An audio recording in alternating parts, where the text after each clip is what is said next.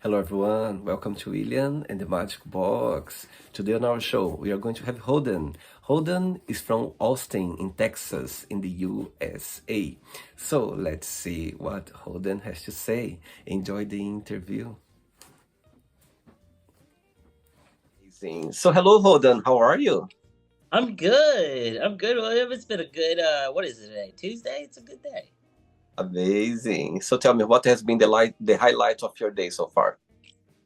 Honestly, the weather in Texas has been amazing today. It's not too hot, not too cold. It's right between, not too windy. It's the perfect day today. Where's about in Texas are you based? Austin, Texas. Wow. And Austin is the place where you're born and raised?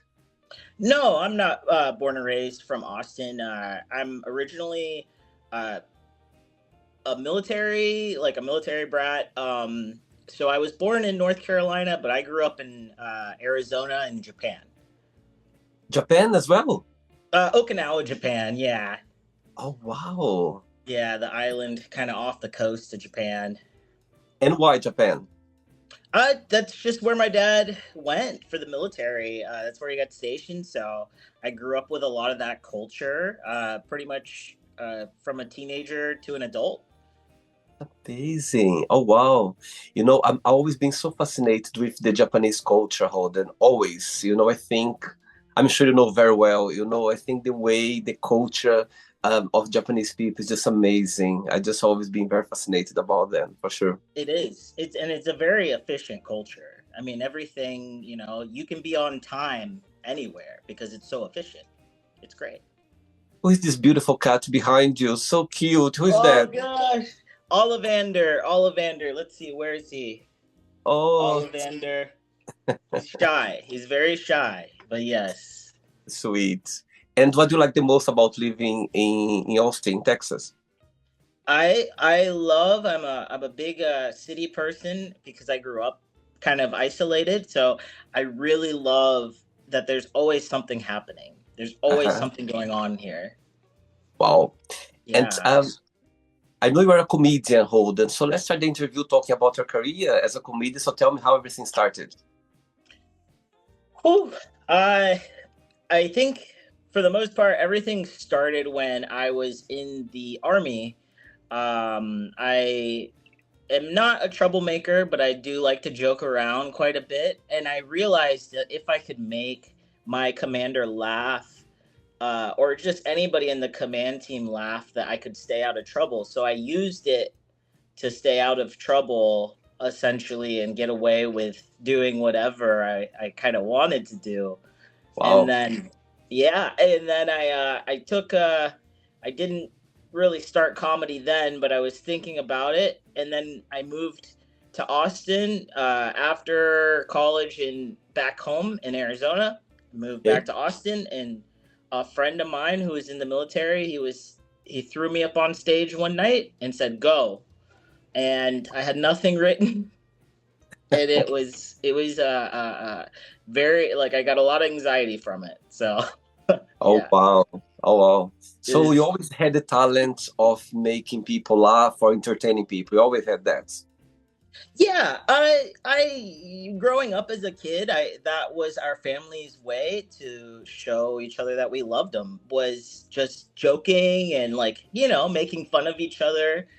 And that's kind of how I learned love growing up, essentially. And so, like, it made me feel good, and I just said, hey, I love to laugh, I love to keep it going. So here Amazing. I am. Wow. I think connecting with happiness, making people laugh, all these laughs is just about bringing good vibes for people. That's for sure. Yeah, I love making people laugh. It feels like a drug almost. Like, I Yeah. love to laugh, and I love making people laugh, and it is intoxicating almost.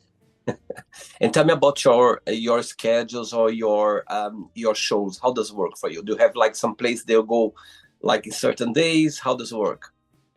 Usually for myself, I work with another trans man comedian, Everett Bragg, and we have DEI comedy, which is basically the other side of a lot of comedy, like more so focused on people's cultures and their cultural differences and kind of who they are, where they're from.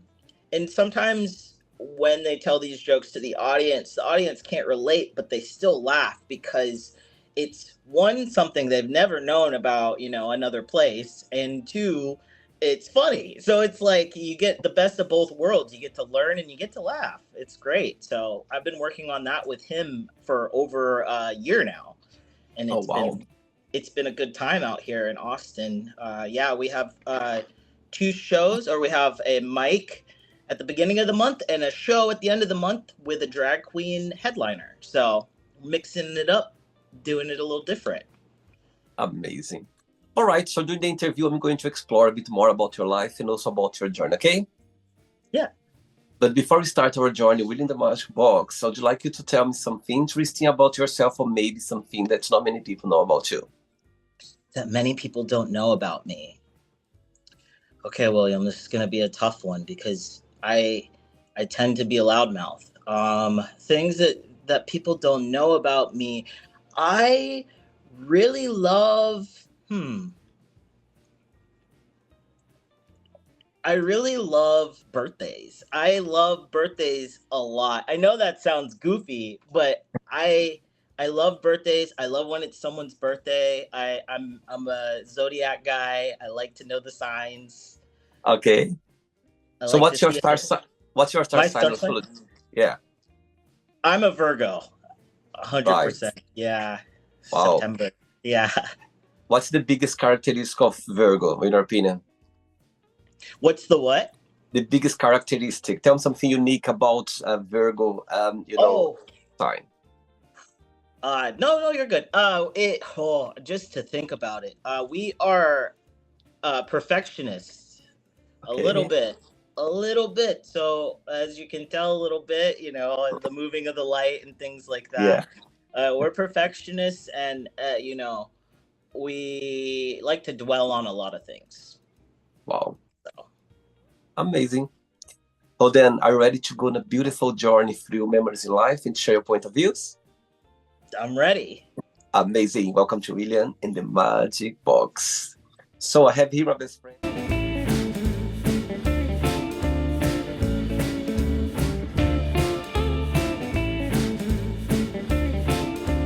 Of random fun questions. So what I'm going to do, I'm just going to play a song just for us to relax before the first question, okay?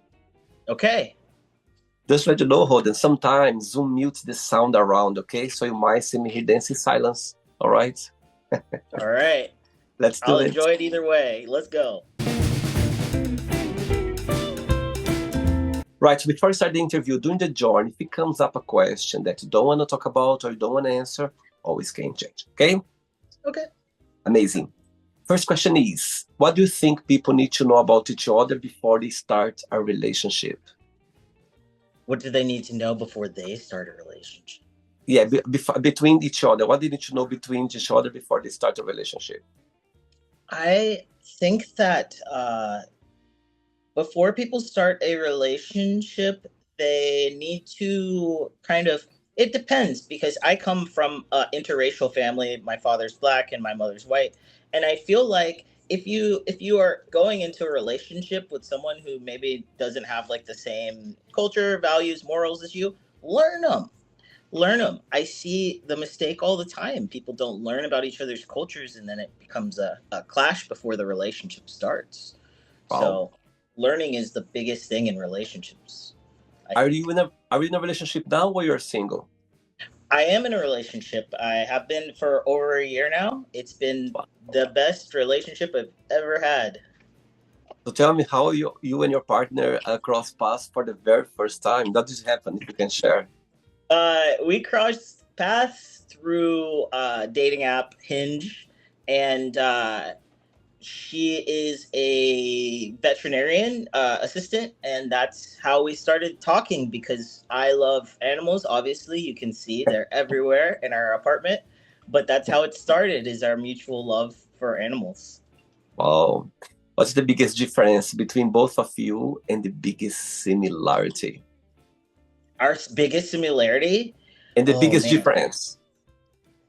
The biggest difference is I'm very talkative. I could talk to a brick wall, William, but she likes silence. She likes to listen and she likes silence. And when we go out in public, she's always the quiet one, but very observant. And a similarity that we have, just our love for, animals, and I would definitely say that we like to watch trashy reality TV together. Wow. Yeah, And and so far, what has been the most meaningful lesson you've learned from her? patience, Mm, patience, and I am not good with it. I'm not good with patience, William. I like to go head first into everything, and she is very much waited out, see what it looks like, and I've learned so much at 35. amazing. Very good. Next question. Let's do it. Okay, hold the next question for you is what was your best friend's name growing up, and why did you consider that person your best friend at the time? Hmm. My best friend growing up probably was a girl who I went to a Christian school with. We went to Christian school and we were best friends. We liked a lot of the same music. We liked a lot of punk music, which we were listening to in secret. Um, and then unfortunately, as I got older, we fell out of touch. But even now, as I've come out as a trans man and a comedian to her, once in a while we'll talk. But yeah, that was my best friend's name was Jolene. So that Wow. it every time she would walk down the hallways, yeah, I don't know if you know like Dolly Parton's Jolene, people would sing it as she would walk down the hallways. And I thought that was Wow. funny when we were growing up. And when you think about your childhood memories, tell me a memory that you always hold close to your heart. Anytime I get to spend with my grandfather, my grandfather is originally from Maine and he was a fisherman, so he used to take us fishing, and I've learned a lot of life lessons, and also the water is so peaceful and so great to be on. So Oh, I've definitely taken a lot of those memories and held them tight. wow. Yeah. Yeah, I think those memories with our grandparents, there's something about them, you know. Of course, we love our parents, we love our loved ones, but our connection with our grandparents, it's something different, something unique. You know what I mean? Hmm. No, it's Hmm. something about them that's, there's this connection that's, it's amazing, it's beautiful. They have a love for their grandchildren Yeah, that is almost more than they have for their own children, and it's like it gives you such good memories as a child. You totally. have them because there's so much love that comes from them. And Yeah. I think that is because maybe they don't have anymore the duty of raising. You know what I mean? So they're just there to literally give the best love they can because they know the duties of the parents. They're gonna do it. So they're just relax to have a great time with us for sure. Absolutely. Yeah. Amazing. Next question. Let's do it. Hold on, before the next question, tell me what's the biggest joy of being a comedian? What do you like the most about it? And there's always a flip side. What do you find most challenging about your career? Ooh. I honestly, about being a comedian, I love writing with people, because when you write with people, you really start to get some really good material, and a friend can always punch your jokes up and make them better. Right. But on the flip side of the coin, the only I mean, they can make your jokes better. Sometimes they can make them worse. You know, uh, they'll use something that applies to them and not to you, which is funny coming out of their mouths. But when it comes to you, it's not as it's like it's not as good. But I'd say that's probably the double-edged sword or blade for that. And tell me about your preparation for your show. For example, when you have a show, um, do stand-up comedy, yeah? That I believe what you do. For example, do you have some different, let's say, setup for different places, or you have like your own setup for every, let's say, season that you are doing it? So usually what I do to get ready, I throw in some punk, some hardcore music in my headphones. I start projecting my voice because I'm a big mumbler. I like to mumble, so I start to do my voice exercises, and I get really energetic and get really, because a lot of my comedy can be physical sometimes, so I have to put myself in it, warm up, just do a little warm up. I write my set list out, and then I use my set list from there. And when it comes to hosting shows, I tend to do it a little differently. Not so much focus on my jokes, but I focus on the comedian that's coming up, and making their introduction as good as it could possibly be. I Oh, want them to feel like Cher or Madonna when they go up to tell, even though Cher and Madonna don't tell jokes, they could. But I want them to feel the best they've ever felt, like Rocky or something, coming up to tell I, jokes. I see. All right. Next question is, what's your morning ritual, if you have any? Oh, geez, William. It's hard to have a morning ritual when you do comedy at night sometimes, Uh-huh. because of the late nights, and especially when you do queer comedy, because drag's involved and drag queens stay out till 2 a.m., 4 a.m. So you have to be strong enough to not follow through with them. So on my good days, I wake up, I write in my planner for the day. Like I said, I love to plan, and Uh-huh. I look over tapes and I start writing, and I start the process again of just what worked last night, what didn't work last night, just tightening up and building. What's the big inspiration for you to write your shows? The biggest inspiration, Yeah. I uh really, and that has to do with kind of like growing up, honestly, William. I was a big Mad magazine. I don't know if you ever read that, but it was kind of like a comedy magazine with cartoons, Okay. and I used to read that religiously, from when I could read to, basically the military, and it inspired me to not only write with a sense of humor, but act more so, like I said, in the military, be a little bit of a goof so you Wow. stay out of trouble. Uh, but I use that magazine as my inspiration and my guide, essentially. What's the biggest joy of being Holden? What do you like the most about being you? I love, just socializing. I love seeing people. I love animals. Hey, honestly, and it's funny because my stand up is different than my personality. It's more of a character that I put on, of Right. just kind of dumb, trans redneck guy. But in real life, William, I love just waking up to a nice day. People are out. I take the dogs out. I say, "Hey, how you doing?" And the person says, "Hey," When you Simple wake up life. and someone, yeah, Simple life. I love simple life. The simple simplicity is the life, best. Yeah. a simple life. No, no, nobody having to get up and in a hurry. I love a good chill. Wake up, have a good day. You Amazing. know. Great. Amazing. Next question. Let's do it. Okay. Next question for you is, tell me what's your best memory of a date that you had? Best memory of a date. Okay, I'll give you. Can I give you two? Can I Of give course you you can. two? I will give you two only because the first one, it's more about the date than the person, and then the second one, it is about the person.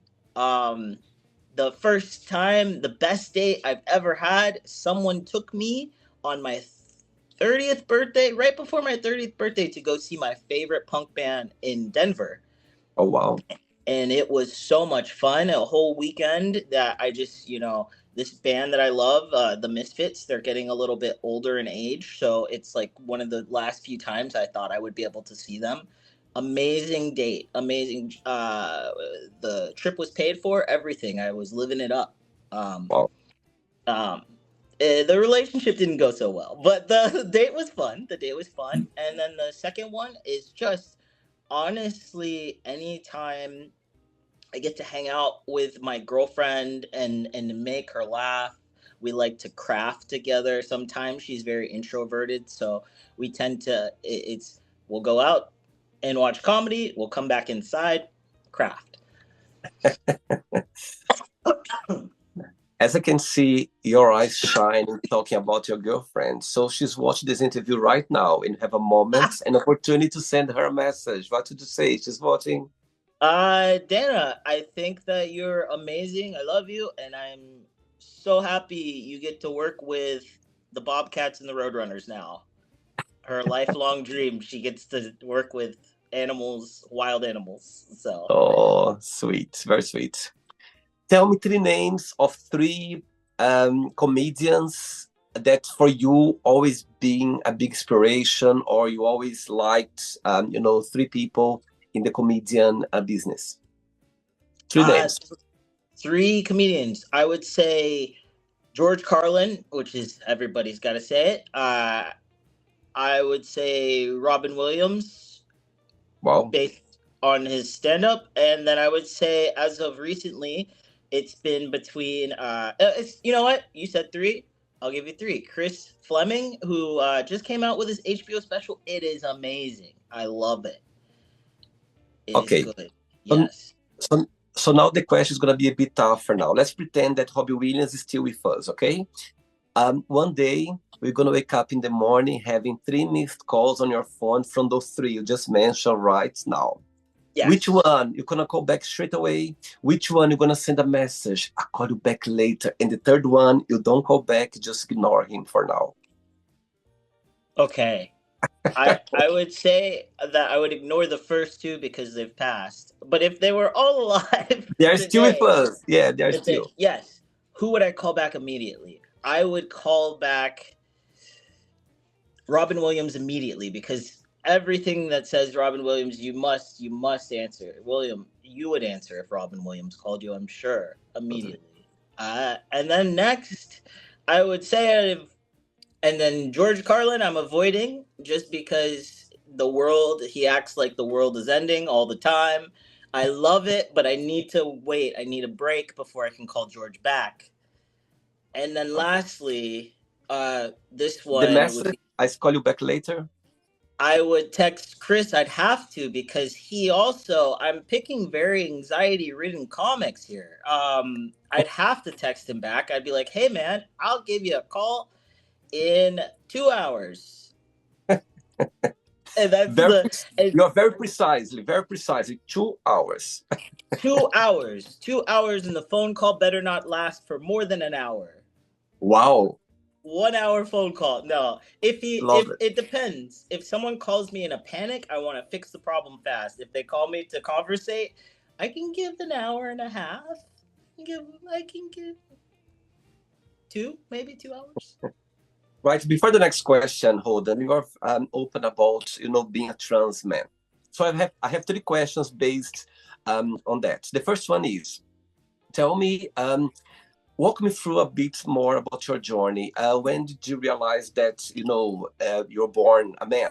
I'd like you to can share that, the first part of the question. The second part of the question is, how is the trans community in Austin, Texas? How do you find being a trans man over there? Do you find that it's a safe place to be, can be a bit tricky sometimes, or you can literally express your true self? And the third part of the question is, as you mentioned about being in the military, so tell me, how was for you being a trans man in the military during your time over there? Those three questions, if you can talk about it.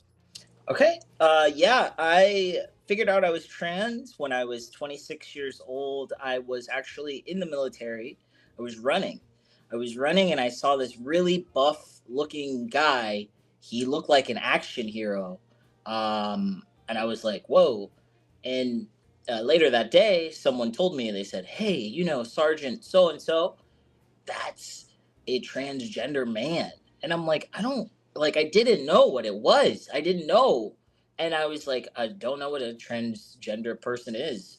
I looked it up, Wow. I Googled it, and I tell you, deep in me, my soul, I have always felt when I was a girl and when I was a lesbian, like a lesbian woman, I could feel something was off. Something was off. Something did not feel like myself. And when I discovered this, uh, being trans, I was like, I don't think I was born in the right body. I'm pretty sure.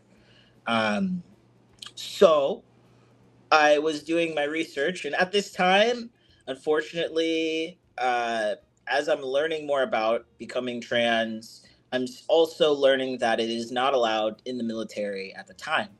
So I'm keeping it kind of a secret at this point, or it was somewhat allowed, and then unfortunately, Trump decided that it was not okay to have. My contract was ending, and I said I need to be myself. I love the military. I love all the friends I've made. And I love these people. It broke my heart slightly, but I had to be myself. I had to be me. And I couldn't wait any longer. I couldn't wait till like my father had retired out of the military, my grandfather as well. I couldn't wait. I couldn't I just could I had to live my life as myself, and I do not regret it one bit. So Wow. it's been a good journey. It's been about 6 years since I've started this journey, and it gets better every day. It does, yeah. Wow. Amazing. And the second part of the question, how do you find being a trans man in Texas, in Austin? It's like we have a safety bubble here in Austin. Most of Texas, I don't think that a lot of people understand that uh, we're just everyday people. We're not, we're going into the bathroom. Like I use the male's bathroom, but I don't mean any harm to anybody. I'm not trying to do anything but use the bathroom because I'll only go if I really gotta go. So I try to be respectful, realizing that I'm in Texas, recognizing that there is a different type of maybe conservative culture outside of Austin. But Austin feels friendly and safe, and I love it here. I definitely recommend to any queer comedian to come to Austin because it is a safe place. It's wonderful. Amazing. Great. Okay, next question is, if you were to raise a child, what is the most important thing would you like them to learn? I would I would like them to learn to do better than I did when it comes to boundaries with maybe helping friends. I tend to help overextend sometimes, and then I kind of get a little exhausted from it, and I don't want to go do anything the next day. I just want to chill and be a couch potato. So I would definitely tell my kid, I'd be like, hey, you can help everyone, and I insist you do, but you got to take some time for yourself. And Wow. I wish that had been ingrained in me growing up because my father is very much you give your all to the people you love, you give your all to the people you serve, Yeah. and that's very important. But he never once taught me you got to give a little to yourself. And I would teach that. Yeah. Nice one. I think it's so important for people to know, of course, children, it's a very young age, that, they need to look after themselves first before anybody else. Of course, it's Totally. amazing to be helpful to others, to help others, but you need to love yourself first. You need to look after yourself first, because if you don't, you're not going to be able to help others afterwards. So I think it's a great point. I love that. I think it's great because, as you said, I think all of us being raised in a society that No, it's beautiful that to help others. Not wrong with that. However, we need to remember that we are the main captain of our boats. You know what I mean? We need to know that for sure. Very young age. I think it's a great point. I agree. I agree. What's the meaning of life for you when you think about life? I want to be I want to build a future to be remembered by the future. I I think that making everybody's life a little easier is what I intend to do, even with comedy. Just making someone feel like they have someone to relate to and can laugh with about maybe the things they feel. And so I think the meaning of life, honestly, is between laughter and enjoying it, perseverance. Just Um, keep going. It does get better. Sometimes it gets worse. We it's a mountain range is not just one mountain. You got to climb and drop and climb and drop, and I think that's a Totally big meaning of life. amazing. Two questions left. Let's do it. Okay, next question is what has been the happiest point of your life so far? The happiest point of my life so far, I would say, oh, this is a hard one. I would say between the life I live now and any time I get to see monster trucks. Anytime I see a monster truck, my whole like I could have the worst day. I could lose every dollar in my bank account. I see a monster truck, I am good. I am happy. Why is that? Why this connection with it? I don't know. I grew up around a lot of mechanics and like lowriders and derby cars, and the monster truck is the one thing I never got to be around as a kid. And when I see it when as an adult, I turn back. I turn back into a kid, and I'm like, this is huge, and it's huge. It's beautiful. You When you know? say a monster truck, is this those very big ones like that? Yeah, I see, I see. yeah. I My love. dad, my dad is a truck driver, and I know what you mean. I remember passing by those big trucks. I'm like, wow, that's a machine. Like, look like those big machines. You know what I mean? It's Yeah, yeah, I get your point for sure. and I mean, I don't know if they're easy to drive, but your dad was a truck driver.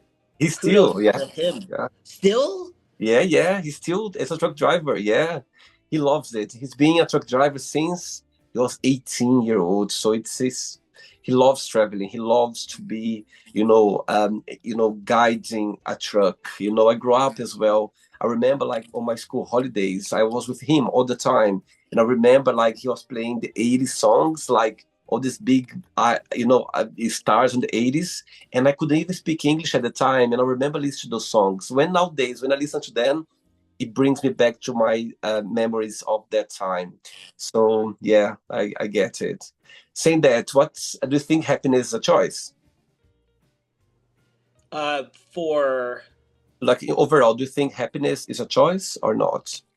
I do think it's a choice. I do, and I say that because I see a lot of people who would prefer to just live angrily, and I grew up with a family member who was like that, and I saw the end of that person's life, and it just it didn't make me feel like they brought Wow, happiness into that life. And so seeing that, I definitely am one of those people who am like, I'm gonna live it up. I'm gonna do everything I want to do in this lifetime and maybe the next, you know? wow, sweet. Last question, ready? Yeah, let's do it. Let's do it. That's fun. Okay, before the last question, I'm sure being a comedian, you could tell a lot of stories about moments that you had that was very cheerful for you, very nice. However, tell me a moment in your career that when you think about it, you go like, you know what? I will always remember these moments. Always remember this moment. Is it a good moment or is it a bad moment? Could be anything. What you in your career, you look back and go like, you know what? I will remember this moment for some reason. I will remember the time, this will never leave me, that I got off stage after doing a set. And most of my comedy is about being interracial, about being trans and a veteran, those three things. And I get off the stage, I feel so good, everybody's laughing. And a guy comes up to me and he says, "Hey, man, I can't believe you tricked everybody into believing you're trans. That's crazy." And I said, "Do you think I am? Do you think I'm faking?" And he's like, "You're not." And it was like a Scooby Doo moment, like whoa, whoa, like it was one of those. I will never forget that. Wow. No, no matter where I go, if I succeed further in life, I will never forget that man because he said that to me. I will never. And it's so interesting because I think he saw your true self there. You know what I mean? He saw you through, just for your appearance. He saw the real you inside. That's amazing. Wow. Yeah, yeah, and he didn't mean it in a bad way. He was No, I genuinely know. he, Yeah. he thought I played a character, and I was like, I don't know if I could pull that much for a character that I don't know. Wow. I was like, I that's love that. crazy. That's amazing. Oh, wow. Okay, last question is, what will be the title of your memoir? Tire the I would the title of my memoir. That's one of the greatest mysteries there, William. I could honestly, I could name it a million things. I would say that my memoir would be called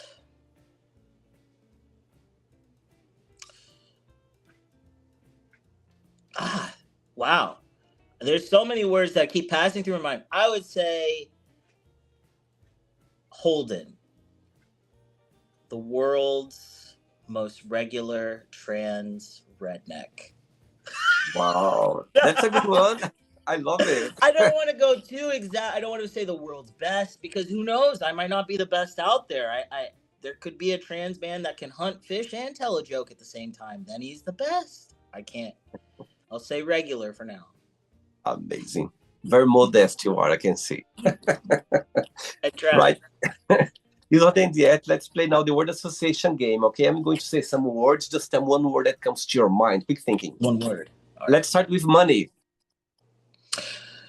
Paycheck. Fear. Tall grass. Life. Good. Family. Love. Religion. Indifference. One word for love. One word for love. Abundance. Sex. Lots of fun. Sorry, that's 2 words. That one got 2 words. Lots of fun. Amazing. Politics. Difficult. Friendship. Uh, just I don't know how to say. I don't know how to say it. Like I don't. I want to say just abundance is another word that I could use over and over, but just fulfilling. Friendships are fulfilling for me. I like that. Desire. Lots of fun. I'll go with that with sex as well. No, desire, yes, desire, passion, just passion. Amazing. Regret. Mm-hmm. Less. Success. More. I like that. Wish. Fulfillment. Happiness. Daily. One word for Austin. Often. No, Austin. As Austin, Texas. One word. For Austin, Texas, I would say. Oh, geez, that's 2 words. Gay cowboy. Come on now. I would say cowboy. Generally Wow. speak. One word for USA. Messy. Messy is the term I will use this week. We'll see how it goes next week. I like it. One word for the trans community. Respect. Love Respect. that. Love that. And the last one now, comedian. One word. Truth teller. Hyphenate it. Truth teller. Wow, amazing. Let's pretend now I'm going to meet your girlfriend for a coffee, and I'm going to Okay. ask her, define Holden in one positive and one negative word only. What should say about you? Energetic would be the positive, and the negative would be talkative. Talkative, yes. He knows you very well, Holden, I can see. Very well, yes. Let's play now, Holden and the Magic Box, and you can ask me a question. But before you ask him the question, tell me when people they come to see your show, what's something about it that you like people to take with them?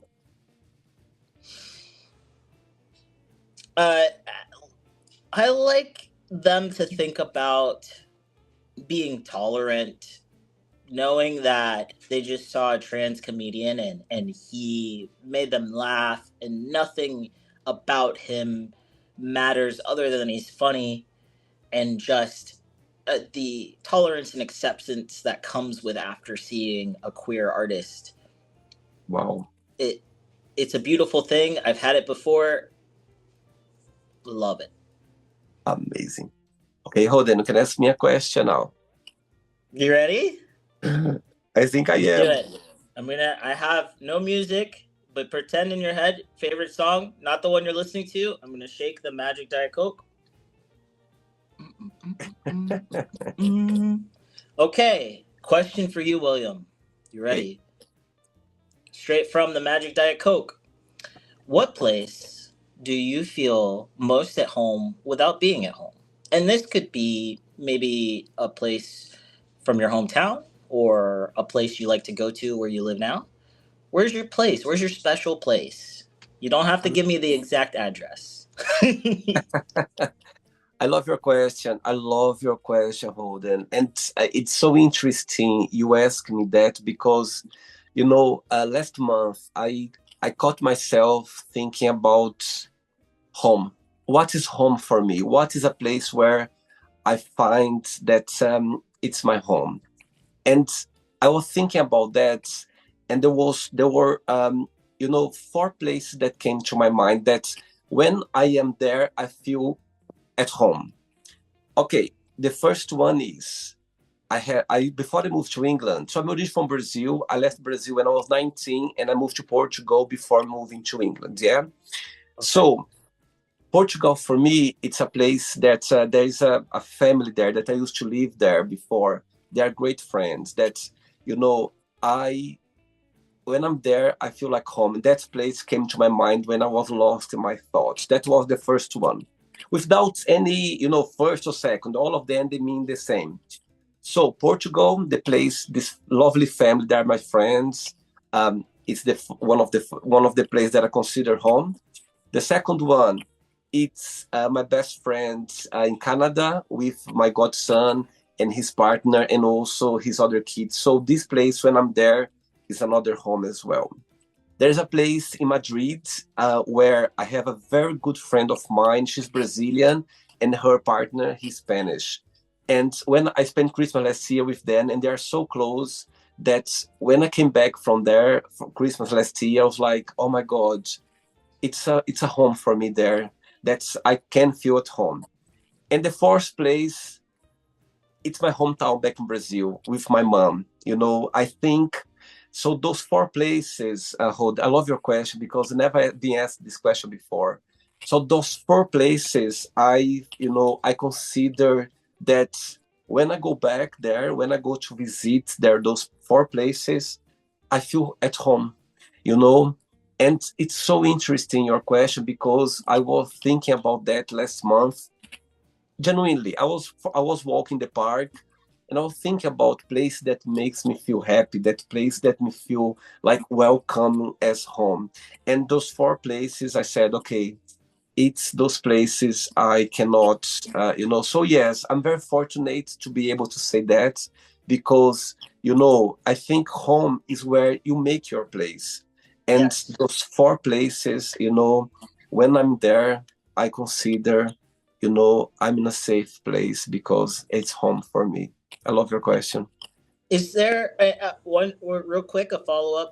Is there a site that you see like when I go home to Arizona? That's one of my places, and I see the mountain range in the distance. I feel like I'm here. I'm here. Is there something that you see that when you go to those places, you're like, here we are. I feel comfortable. Totally. Absolutely. I think for sure it's the place where I was born. I was born back in Brazil. It's a very small town. At the time, maybe 20,000 people only. It was a very small town. And I love nature. I love, as you said about animals, I love being in touch with animals, with nature. And as soon as I land in Brazil and I get, it's a long way to get to my place because it's very small, it's very far away.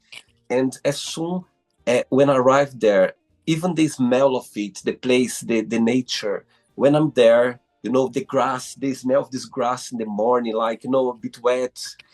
Oh my God, I feel like, my roots belongs here. That's where everything started. I know I live in such a big city like London where Yes. millions of people, and I love London as well. London, for me, it's a place where I'm meant to be. But when I go back to that very small place where, very small, place, and I can smell this, you know, Feel it in nature. your body. Yeah, I feel like, my God, that's where I charge my batteries. That's where I recharge my batteries. Yeah. So yeah, for sure, that's for sure. And you know very well, just the vision, the smell, the touch, all of that. It feels home, like you belong here.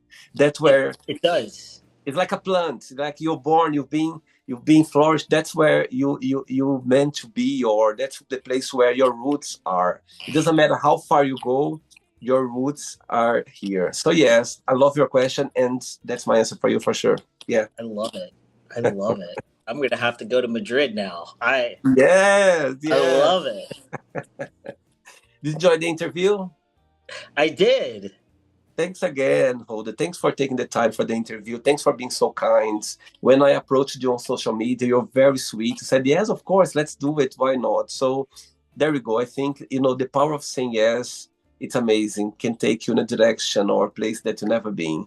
And also, thanks for being so open. I love your passion about your career as a comedian. I love for you, the way you express yourself. And I think it's amazing. You're so open and I love that. I think that's the place. We need to be ourselves always, always. I think, Absolutely. yeah, always, always, always. Amazing. Absolutely. And same for you. Like when I received the message and I looked through everything and I started listening and I started watching, I was just captivated by, you know, if I could break into that magic box and steal every question and read it, I would, William. I would. You are part of the Good. box already. You're already part of it. Yes. Before you go, Holden, and if you can share a positive message or anything that you live by. I tend to kind of stick to a quote that I heard a few years ago, and it's really applied to being a comedian, working with different production companies, different people, as well as being trans. And it's from one of my favorite top five comedians, Amy Poehler, and she says the only way that we will survive is being kind. I'm gonna butcher this. Hold on. The only way that we can survive is being kind. Uh, the only way we can get by in this world is through helping others and receiving that help. And you know, no one can help each other but each other. As in, I've butchered this to hell, but basically saying be kind, help each other, and the machines aren't going to do it for us, William. We got to do it ourselves as people. So Totally. I live by that. I do believe in just Yeah. being a good human being. It fulfills your soul even when you can't be at home. and I definitely abide by that. Not on stage, but at home. At home. Amazing. Very good.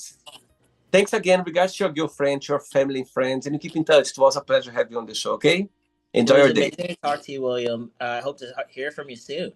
For sure. Take care, okay? Bye-bye. All right. Bye. Bye. So, did you like the show?